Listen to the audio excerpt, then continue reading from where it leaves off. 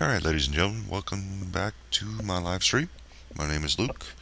I'm a member of Guild Umbra. Happy member, by the way. And we're going to talk about WildStar. Specifically, one of the builds that I've already tested in closed beta several times. And I kind of enjoy it. I think it does a pretty good job. We're going to go ahead and walk through it. We did a previous video on stats for the DPS Medic, if you want to check that out. It was my first video, so keep in mind that I'm going to be making some mistakes and a lot of ums and knows and stuff like that. Anyway, we're going to dive right into it. The abilities for a DPS Medic. Build one of two. First ability is Discharge. It is your builder, if you will. It builds one actuator. It is a channeled spell. It ticks for 3 damaging ticks on the foe, or multiple foes, up to 5 foes. And like I said, it's your builder. It's pretty self-explanatory. Not much. It's a conal telegraph, AOE. It hits up to 5 foes. Next, we have Gamma Rays. Gamma Rays is a very narrow telegraph. It's 3 lines, and it is a single target ability. So you would be using this on a boss, or one target primarily, because it's 3 beams, like I stated before. The telegraph is, and if all 3 beams hit that foe, you hit it 3 times basically. And I'm not going to talk about the numbers because they are a little bit off from actual. Actually, in the game, the tooltips are a little more accurate. The next ability is called Fissure. Fissure reduces technology resistance of the foe it hits. It's kind of like a collapsing telegraph. It starts on the outside and goes to the inside. And it ticks, basically I think it's like 3 times. And it applies an expose, which, like I stated before, reduces technology resistance. And that's the type of damage you do as a medic anyway. So that's pretty sweet. You do a little bit more damage than if you didn't lead with this ability, basically. Next ability, Collider. It's a instant cast. Same as Fissure. Fissure is instant cast as well. There's no channel time, basically. Collider, you get 2 charges. They do come off cooldown relatively fast. So a lot of times when I'm running this build, I will use maybe 1 charge just for a filler when all my other abilities cannot be used or they are on cooldown. So that's just a filler ability. Does damage up to 5 foes. Finally, last ability I choose in the assault tree is Atomize.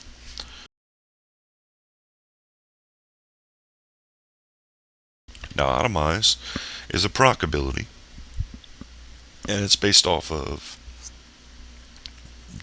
doing a critical hit with one of your other damaging abilities. So that means if I get a crit out of my 3 ticks of Discharge, or my 3 hits of Gamma Rays, then I use this ability as soon as possible. It has an 8-second cooldown, which can be further reduced with some AMs, which we're going to go into a little later. And it's free damage. It's a small telegraph. That's the only downside to it. It's a diamond telegraph that comes out from your medic. So it's relatively small, and so you have to position yourself properly to land it properly. So those are the basic assault tree abilities that I chose for this particular build. One thing I will say while I'm here is Gamma Rays is a single target ability, like I said earlier. But let's say I'm going up against, you know, 2 or more targets. Well, in this case, I would want to use Quantum Cascade because it's more of an AoE ability and it's able to hit all those enemies in that particular telegraph. So keep that in mind. Like, when I'm in groups in dungeons and I'm clearing trash, obviously it would be better to go with Quantum Cascade on the group mobs and Gamma Rays on the bosses or single target mobs that you might run across. So you'll be switching these as a medic quite often in order to do good damage, I'll say. A lot of people I've seen just run with Quantum Cascade because it looks cool. Well, you know, not everything that looks cool is, going to produce the best results, Um, although we do have kind of like a light show going on. If you ever see this, see a medic in game, it's like this big light show going on. Pretty funny. Anyway, that is the assault abilities I chose, like I said before. I'm going to go over to utility, and we're going to talk a little bit about our last 3 abilities out of the 8 abilities that you can choose on your limited action set. Okay, basically, you have Paralytic Surge. This is your only hard CC. Now, you have other forms of CC, but they're sort of what I would call a soft CC. Things like roots, for example, Lockdown is a root. It holds them in place. They can still cast things at you, but they can't move. You also have Restrictor, which is like a snare. Reduces movement speed. You jump backwards and you produce this little small field. It's good for PvP. Anyway, but the only actual CC that takes away interrupt armor is your Paralytic Surge. So if you're not running this, there's kind of an issue. That you get it relatively, like it says, level 3. You get it early on. So you use this when an enemy is using a telegraph on you. And if they don't have any interrupt armor, you get a moment of opportunity, which is a chance to do 50% more damage to that particular. He turns purple and he's stunned and he sort of looks stupid looking. And you just, wail on him, basically. You throw all your burst at him all at once. But if, let's say he does have interrupt armor, like we know certain bosses do, some rare spawns do in the world of Nexus. And if you use this, it'll take away 1 interrupt armor. Some of those bosses and or rare spawns have more interrupt armor. So it's important when you're grouping to run with a CC. So I have that on my part. Next ability is Empowering Probes. This recently, excuse me, recently got a nerf to it. I won't talk about it too much because I was pretty frustrated. But basically, I'm running with it because it gives me an percentage increase to my damage dealt. And it also gives 4 members of my party, if they do damage, a percentage increase as well. So, it still has some viability. Not as much as it used to, but we won't talk about that. Moving on, the last ability in my action set, I have chosen Calm. And the reason I chose this is because a majority of the mobs, not all of them, and either, in the world of Nexus or in dungeons, will stun you. Well, this is your CC breaker. This breaks roots, snares, everything that will cause your player not to be able to move or any kind of CC that you have on you. So you break out of it. Okay, so that's a pretty sweet ability. And it has a secondary thing. It reduces damage dealt to the person that you pacify by using the ability by 100%.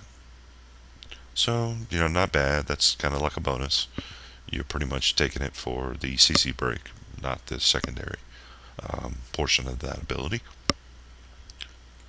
But I wanted to say that Wildstar is one of the very few games that gives you the ability to be flexible with what abilities you choose. Um, so I picked Calm, sure, but you could, depending on the fight and the situation and the group composition you're in, go with the Snare, Magnetic Lockdown. You could go with, if you tiered into it in your amps, you could go with Protection Probes. You could go with Antidote even.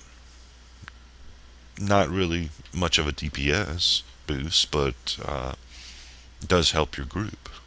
And that's what we're kind of looking for here. Also, Urgency. Urgency blinks you forward 20 meters.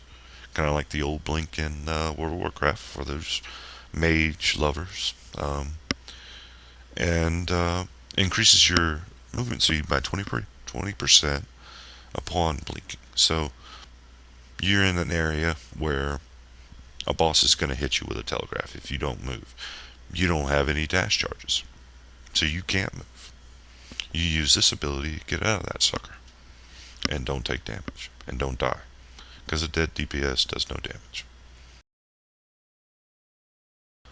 So that's basically an explanation of all the abilities with this particular build. I call it the Empowering DPS Medic Build, because it goes empowering probes. Anyway, let's talk about tiers real quick.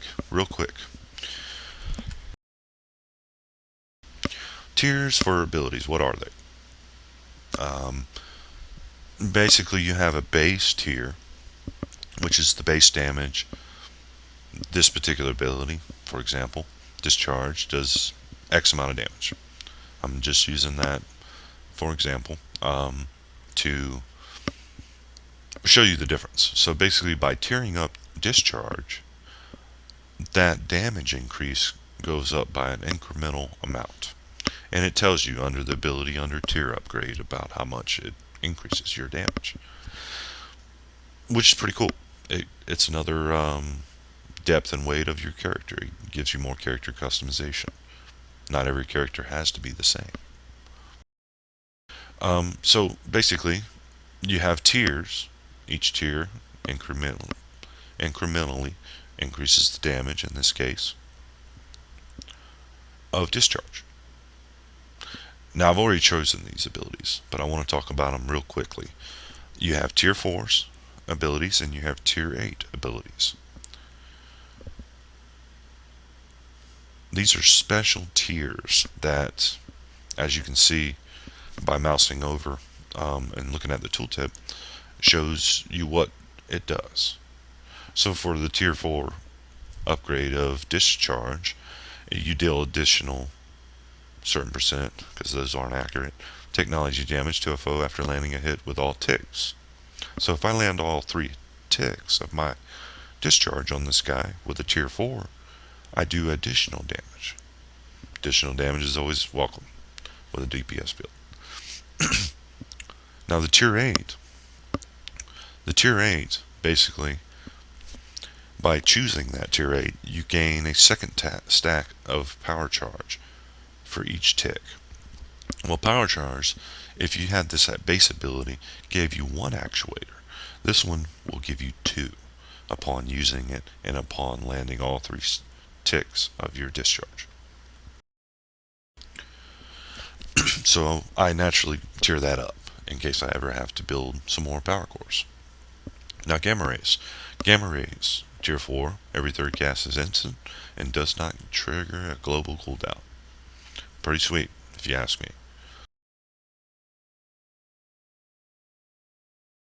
The Tier 8, landing a hit on a foe with all 3 beams, builds 1 actuator. So for spending 2 actuators, I only actually spend 1 actuator by choosing Gamma Rays, Tier 8. So, more Gamma Rays, more damage. You get the idea. Tier 4 Fissure.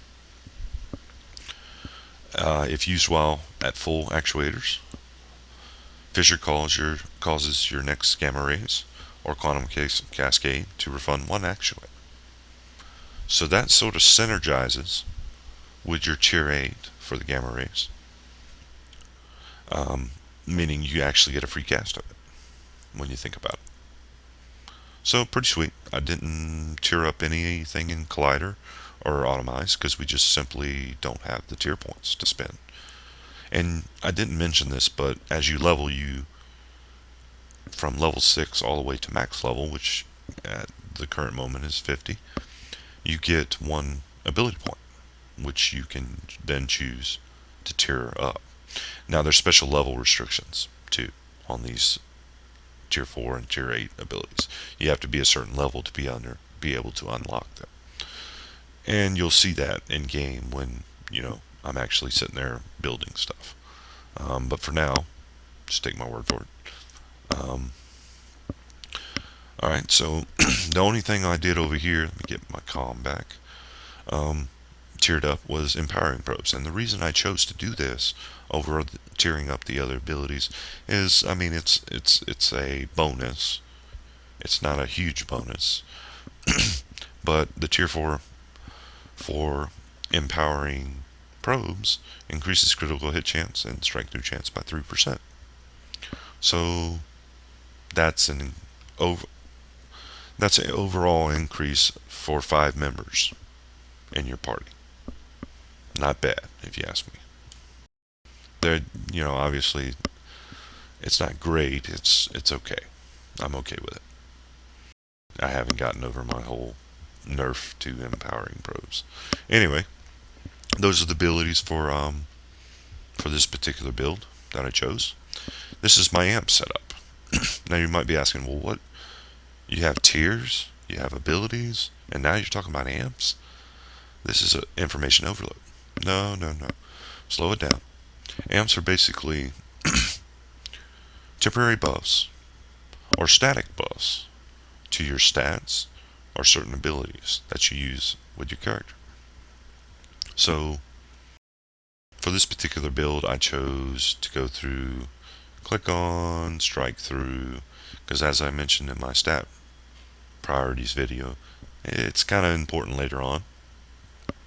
Might could skip it early on in the game. Anyway, increased assault power by 2.5% of your current maximum. Increased assault power equals more damage. Always remember that. This is a amp, and let me mention this real quickly, is there's certain amps that you can get via vendors. A fellow guild member, Habu, has already done a video on this. But basically, you have rep vendors in just about all the areas. And each rep vendor sells amps. So I think it's like 8,000 rep with that particular, with each one of the area vendors will give you an opportunity to buy amps from that vendor. So it's pretty sweet. And it, kind of encourages you to have to do questing in those zones rather than, maybe you got an avid PvPer or a dungeonaire, I call it, who only runs dungeons. That will kind of encourage them to do these quests in these areas and to then in turn earn these amps. So that's kind of a big deal to go around. And the reason I mentioned all that before I went on a crazy tangent is because this particular amp can only be unlocked, well, not only, but can be unlocked by doing a quest line in Daradu. I believe it's Moody's or something like that. The little dudes that, they remind me of like pygmies. You just run around with spears, and anyway, kind of funny. But that by doing that quest line, that's the only way. Well, not the only, but one of the ways, easier ways of earning this amp, empowering aura, which is pretty important. Increases critical hit chance by 6% to any of your party members within 10 meters. Pretty big deal. Next amp, core amp. Consuming an actuator grants an empower for 5 seconds, increases damage dealt by 1.5%, stacks 3 times. So I'm assuming that if you're a medic and you're using gamma rays or quantum cascade, you're going to be consuming an actuator. So you have a pretty good chance of stacking this particular amp buff,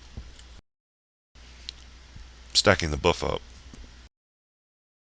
pretty quickly. So an increase in damage is always awesome. Influx. This one can be somewhat confusing, but as I mentioned earlier, you have 4 power cores or actuators as a medic at the start of any fight, pretty well, unless you're in, still in combat or something, then they won't refresh right away.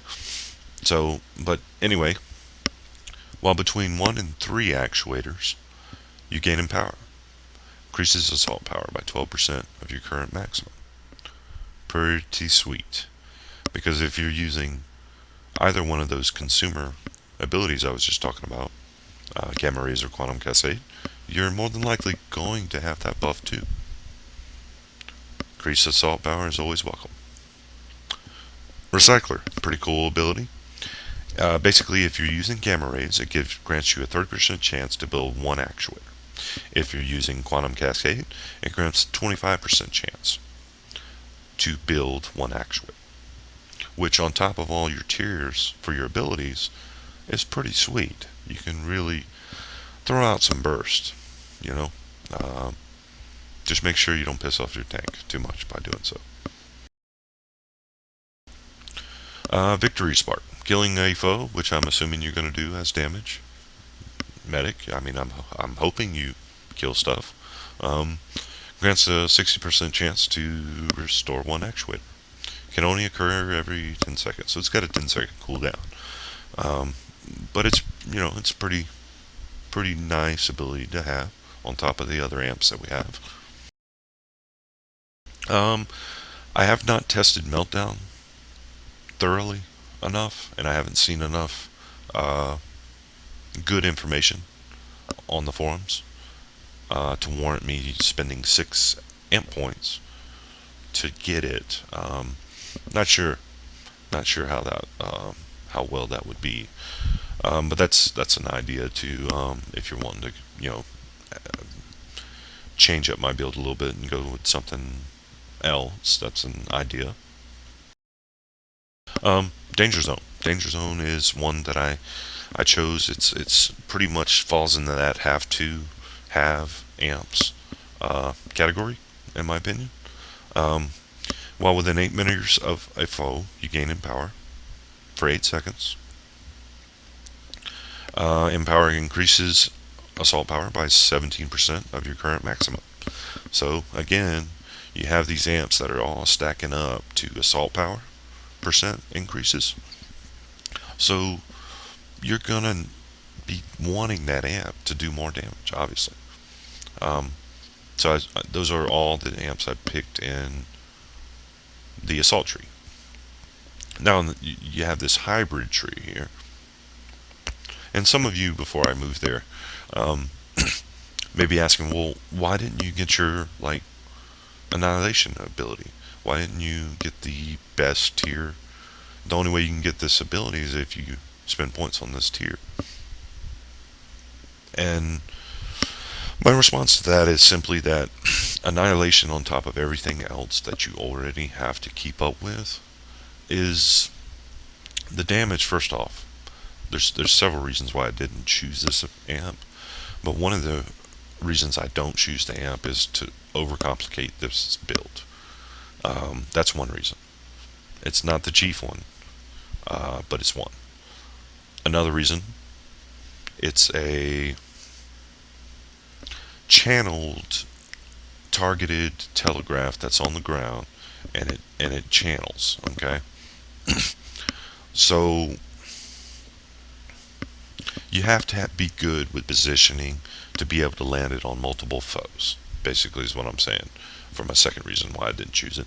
Third reason, short and simple, it doesn't do as much ability as some of your other abilities, you know, that you have in my build already. Gamma rays does tons more. Quantum cascade does tons more damage than annihilation will do. And I don't have to spend the tier points. I can put them elsewhere. So that's my argument for annihilation and meltdown. Not taking those. Okay. Basically hybrid, assault, support, tree. You cannot get into this tree, at least the tier 2s, without unlocking some of the tier 1s. That's how this works. You have 1 tier, then you have 2 tiers, then you have 3 tiers. And you cannot unlock certain tiers without spending amp points into the previous tier, if that makes sense. So, okay, assault, support, hybrid. I chose critical hit chance. Give us more atomize chances to proc that ability. Of course, I'll take it on top of all the other damaging abilities I'm doing. So yes, I will take crit chance. Crit hit severity, I talked about it in the stat priorities video. Also, something I want in my DPS build. I also took cooldown reduction. It's nice to have cooldown reduction. 15% may not seem like much, but it's something, And I took those to basically get down to this amp, because this amp to me is awesome. Earlier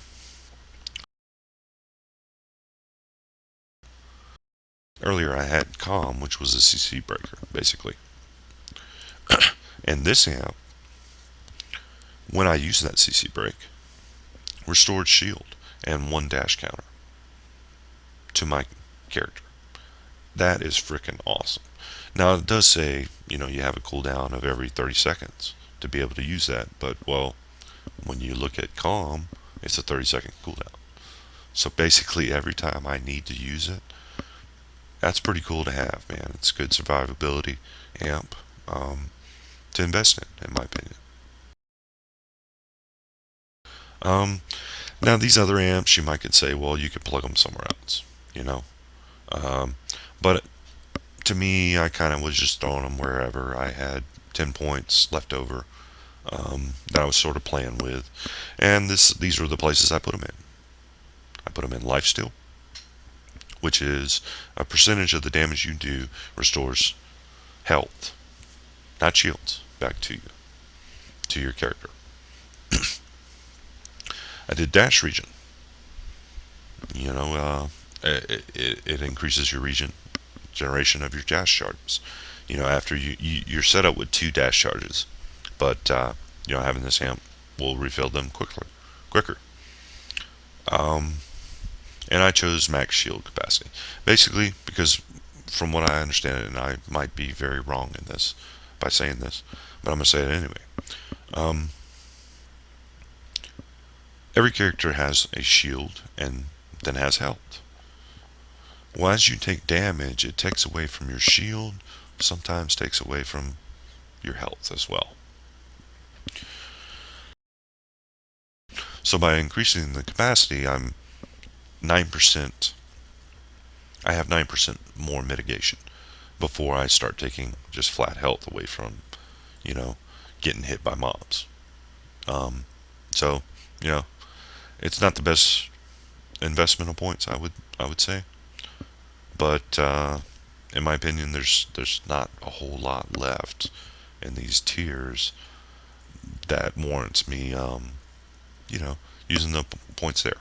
So anyway, last point, CC resilience. Do it there, basically, because sometimes I'm an idiot. If you ask anybody in the guild, they will take it down and you break out. My big dummy right here tends to forget which button to push. So having the CC resilience basically means when I do finally find which button to push, it means I can break out of the CC faster. So that basically covers my first build 1 of 2, for the DPS Medic. I hope you guys enjoyed it. Thank you for watching, and we'll have more in the very near future. Thanks, guys. Have